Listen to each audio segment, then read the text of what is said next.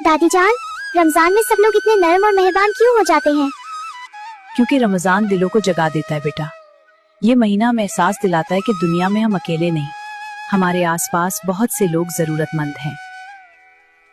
उम्मी कह रही थी कि रमजान में ज़कात देना बहुत जरूरी है। ज़कात क्या होती है? मेरी बच्ची, ज़कात इस्लाम का एक अहम रुकन है। जैसे नमाज और रोजा फर्ज है, ये हमारे माल का वो हिस्सा है जो अल्लाह ने गरीबों के लिए मुकर्रर किया है। वैसे ही साहिबे हैसियत लोगों पर ज़कात फर्ज है। लेकिन अगर हम अपना पैसा दे दें तो हमारे पास कम नहीं हो जाएगा? नहीं बेटा, अल्लाह का वादा है कि जो उसकी राह में देता है अल्लाह उसके रिस्क में बरकत डाल देता है। ज़कात माल कम नहीं करती, दिल बड़ा कर देती है। दादी जान, अगर कोई खुद ही गरीब हो तो वो ज़कात कैसे दे? और अगर उसके पास देने को कुछ ना हो तो क्या वो गुनहगार हो जाता है? नहीं मेरी जान, ज़कात सिर्फ उस पर फर्ज है जिसके पास निसाब के बराबर माल हो। जो खुद मुहताज हो उस पर ज़कात फर्ज नहीं। अल्लाह किसी पर उसकी ताकत से ज्यादा बोझ नहीं डालता। तो क्या गरीब लोग कुछ भी ना दे? नहीं बेटा, देने का मतलब सिर्फ पैसा नहीं होता।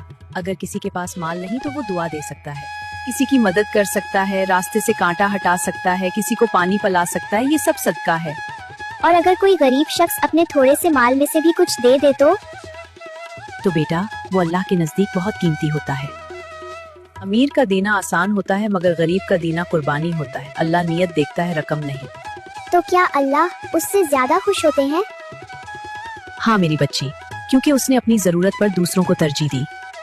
और याद रखो, जो दूसरों के लिए आसानी पैदा करता है अल्लाह उसके लिए रास्ते खोल देता है। दादी जान, मैं भी अपना एक खिलौना उस बच्चे को दे दूंगी जो हमारे घर के बाहर आता है। यही तो रमजान की असल रूह है। असल ज़कात सिर्फ माल की नहीं, दिल की होती है। या अल्लाह, हमें देने वाला हाथ बना, लेने वाला नहीं।